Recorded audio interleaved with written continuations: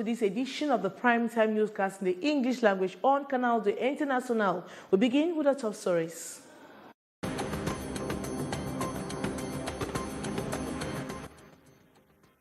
Persons are reported to have mounted barricades along some streets of Bamenda last evening on a ghost town Monday. Today, inhabitants of the road stretch along or around the Tarikun Market and from hospital around about down to Nanga Junction woke up to find huge mounds of roadblocks hindering movements of motorcycles and vehicles. We'll tell you more in this edition of Newscast.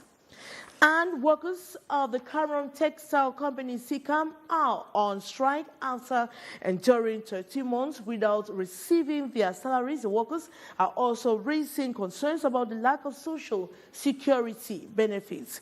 And the progressive movement find themselves in a disarray as Christian Mulende assumes the role of general coordinator following the resignation of Jean-Jacques Ekindi. However, the circumstances surrounding Ekindi's departure, coupled with his alliance shifts to the CPDM in 2020. We'll tell you more in this edition of Newscast.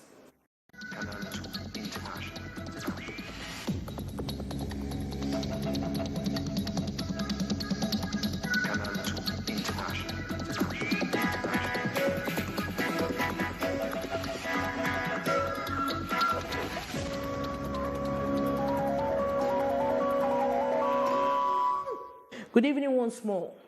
Unknown persons are reported to have mounted a barricade on some streets in Bamenda last evening on a ghost town on Monday. Today, inhabitants of the road stretch around the Tarikun Market and from hospital roundabouts down to Nanga Junction woke up to find huge amounts of roadblocks hindering movements of motorcycles and motorbikes and vehicles. Elements of defense and security courts in their web had to descend from their vehicles to clear the articles before making their way. Inhabitants say there were gunshots at about 4 a.m. when they suspect the barricades were mounted.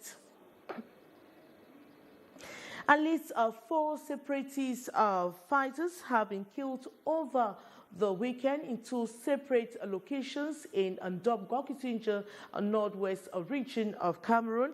Among them is a certain Tim Sagon, who was one of the main collaborators of General No Pity. The corpses were presented to the public at the Ndop Town Square. More in the story, in the following story, with our reporter Christy Aya-Are. It was a bloody Sunday in Ndop in the Gokitinja division of the Northwest region as the corpses of 4 separatist fighters were displayed at the town square shortly after 3 were killed by the military following a raid at the Mufwa quarter in the town. Among the 3 corpses was that of FM Sagon, one of the henchmen of dreaded pseudo General No Pity, himself said to have been killed several months ago. Though he had earlier lost one arm during a military operation, FM Sagon had been instrumental in carrying out anti-military attacks like the deadly one in Bamisin village, whereby about 10 elements of the Rapid Intervention Battalion were killed. The 4th corpse, displayed at the Dumptown Square, was brought in from Baba village in Babisi subdivision, where yet another fighter was killed in the same bloody Sunday, 5th of May. A mammoth crowd turned out to see before believing that some of those who have been calling the shots from the bush have actually been killed, which to them could be a glimmer of hope for peace. And we tell you the story of a man beaten to a verdict by an accused of stealing a simple knife used in tapping palm wine. The village is Bessie village in Batibo subdivision, and 5 persons have been held responsible for the actions and punished to bear all the funeral expenses as the conservatory measure taken by the village elders. More with Saleh Sherifa. Within the context of the apparent absence of the rule of law caused by the current security crisis in the Northwest region characterized by the fear factor which has led to anarchy, 5 men in Bessie village in Batibo subdivision have allegedly beaten up and caused the death of one of their friends over the loss of a knife used in tapping palm wine. Reports say Peter and friends were heading for a funeral gathering recently when one of them hid the knife in a nearby bush, hoping to use it on his way back for the evening palm wine tapping. When he couldn't find it, he accused Peter because he had earlier left the funeral ground.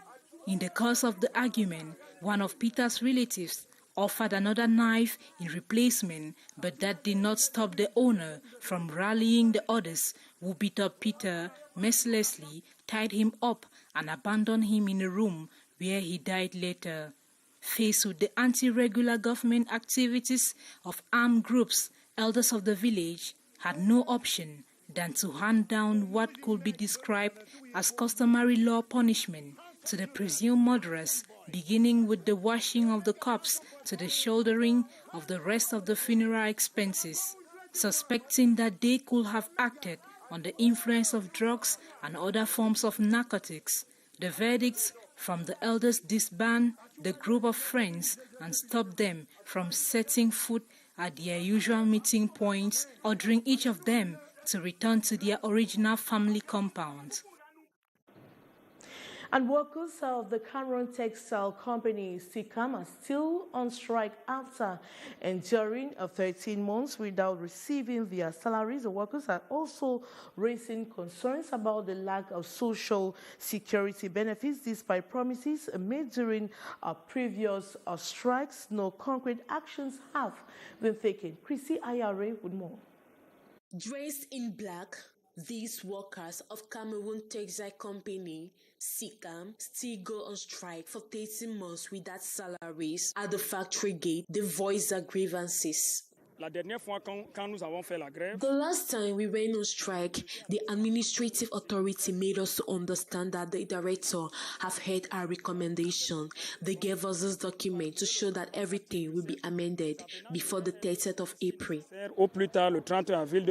In the space of 5 months, they have gone on strike 3 times. Following the strike on April 1st, they were then paid 1 month's salary. 1 month has been paid.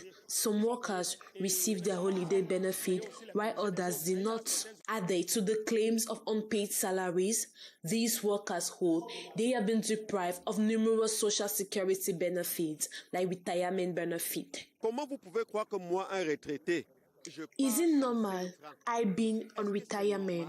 I received nothing. They are owing me 9 months. I have children that have to go to school, that I have to feed. I don't do anything. I'm on retirement, but I live with children. I am hungry. J'étais voir le DCM dernièrement hier. J'ai dit j'ai faim. To express more indignation, they boycotted Labor Day celebration. On a donné 2500 francs pour les frais de rafraîchissement. We didn't participate in the march pass. They gave us 2,500 francs for refreshment. And the syndicalists are always there to cut 1% in our salary. If you want to calculate, nothing will be left. Et le syndicat vient nous donner 2500 francs pour passer le 1er mai. They continue to call for the dismissal of the director and its entire staff. The Progressive Movement Party finds itself in disarray as Christian Mulende assumes the role of general coordinator of the party after the resignation of Jean-Jacques Ekindi. However, the circumstances surrounding Ekindi's departure, coupled with his alliance shift to the CPDM party in 2020, have left many within the party questioning the recent decisions made at the extraordinary national convention. More in the following story. The 5th extraordinary national convention of the Progressive Movement not only marks Jean-Jacques Ekindi's resignation, but also elevates Christian Mulende, the party's leadership. Convened by Jean-Jacques Ekindi, despite his resignation from the Progressive Movement, the convention has stirred controversy within the party. Ekindi's defection to the CPDM on April 30, 2020 has left many party members uneasy, especially considering his pivotal role in the recent convention. La 5e Convention nationale extraordinaire décide, article 1, le mandat du coordinateur général, honorable Jean-Jacques Ekindi, est terminé ce 4 mai 2024. Critics within the progressive movement cite the recent Bomono meeting as evidence of dissent. At the Bomono gathering, transitional bodies were established and an interim general coordinator was designated, a move not recognized by all party members. Nous sommes passés par des organes transitoires, notamment cet organe Grand Rest que nous allons mettre en route, accompagné d'un comité qui représente l'ensemble des régions du Cameroun. Extends to the decision made in Douala on May 4, 2024. Many express their disapproval of the resolutions reached, further highlighting the internal divisions within the party. As Christiane Moulende assumes her new role, she faces the daunting task of uniting a party fractured by internal strife. With questions lingering over the legitimacy of recent decisions and the departure of a key figure like Ekindi, the progressive movement stands at the crossroads, uncertain of its future. The Social Democratic Front Party, the SDF, has lamented over the rising cost of living in Cameroon, with many Cameroonians unable to feed themselves. The party expressed a regret during the NEC meeting that took place over the weekend, while urging for immediate solutions. Chairman Joshua Aussi called on all to intensify groundworks ahead of the 2025 elections in Cameroon. More in the following story. During the National Executive Meeting on Saturday, May 4th, the chairman of the Social Democratic Front, Joshua Aussi, lamented on the rising high cost of living, urging the NEC members to come up with strong resolutions as recommendations to rescue Cameroonians from the hardship. The NEC also acknowledged with regret that many people are living without birth certificates and national identification cards, making it impossible to get registered into the electoral list. And as key announcements of the meeting, it was revealed that the SDF on May 23 and 24th will host a meeting of Progressive Alliance of all the left wing of parties in Africa, a forum for stakeholders like the civil society partners and trade union leaders to work towards a common goal of good governance. Having embarked on a nationwide tour after his election at the helm of the party, Joshua Aussi used the occasion to give a deep report on the exercise, highlighting successes and challenges in some basic organs, as well as tracing the next roadmap. As take-home assignment for the key militants of the opposition outfit, the chairman underlined that 2025 is at the corner and all must get to work immediately in their respective localities to be ready for the different elections at all fronts. Despite the annual observance of World Password Day, accounts and device hacking remains a persistent issue in Cameroon and other African countries. While the event aims to raise the awareness about the importance of strong, unique passwords, the reality is that many people continue to use weak, easily usable credentials that leave them vulnerable to cyber threats. According to a 2020 study, 60% of data breaches involved compromised credentials. On World Password Day, Kizikiga investigates the ongoing challenges. Her story. In an era where digital footprints are expanding and cyber threats are becoming more sophisticated, relying solely on passwords for protection seems to have its limitations. Recent studies have highlighted several factors that contribute to the vulnerability of passwords, leading to successful hacking attempts. Online security can be managed in different ways. We should, in the first place, take care of our digital services, our accounts, our passwords, even the team that is involved. If it's a company, all the users are supposed to apply multi-factor authentication systems such as fingerprints and facial recognition. Despite the proliferation of passwords, hackers continue to gain unauthorized access to people's accounts. Many users have varying perspectives on why they choose certain passwords for their devices, but the common thread remains the risk of compromise. So I have a password on my phone because I used to secure my donations. And there are some people that can send message that are not really good, like you can say X. Okay, you can have pictures that you don't want any people to see. You want to see your picture alone. And you can have message that you don't want people to attend on it. And if you have children, it's not very good that the children should play with phone, because there are things in the phone that you don't want your children to see. I put one in my phone for next time my woman not touch my phone. If you touch my phone, you cannot get a best in my phone. Our children that they cannot touch my phone. If they touch my phone, I will pay to get my phone exact. However, experts emphasize the importance of implementing multi-factor authentication systems. These systems, which include fingerprint scans and facial recognition, in addition to passwords, these act as additional layer of security, significantly reducing the risk of unauthorized access. The expert advises adopting a holistic approach to safeguarding online identities and sensitive information, recognizing that passwords alone may not suffice in today's digital landscape.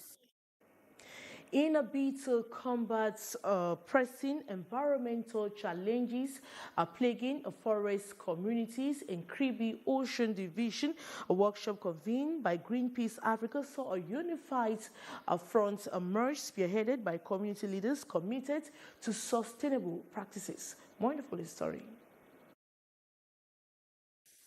Deforestation, biodiversity loss, water pollution, and soil degradation persist as formidable challenges for the population of forest communities in Cliquez Ocean Division, echoing plights of many across Cameroon.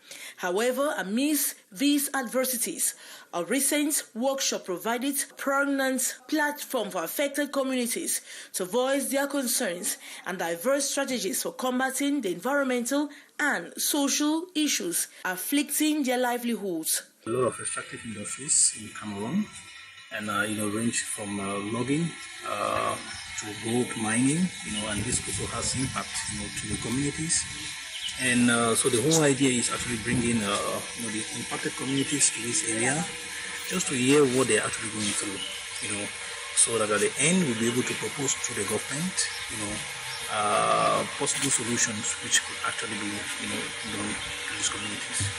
Representatives from various exploitation sites gathered, and solidarity and collaboration emerged as central themes during the discussions. However, one initiative led by Greenpeace Africa stood out prominently. Community leaders, predominantly participants from the affected areas, formed a united front and commitment to embracing sustainable practices to address the pressing challenges. We have our 5 different communities leads from all over the country here. So whatever agreed solutions they have, this is an entry point for us to use an advocacy as Greenpeace, to present to the government that look at this is what is happening to AYZ company. These communities are poised to enact meaningful change for ecosystem preservation and the well-being of future generations. Greenpeace Africa's spearheading efforts for environmental justice and community empowerment were evident throughout the workshop. The commitments displayed by the participants signals a significant step forward in the fight against environmental degradation in the region. And that's how we saw it on this edition of the Primetime Newscast, the English language on Canal, the international. Coming up next is The Brief with Lil Piejou. As for me, take another rendezvous, same time tomorrow. Good night.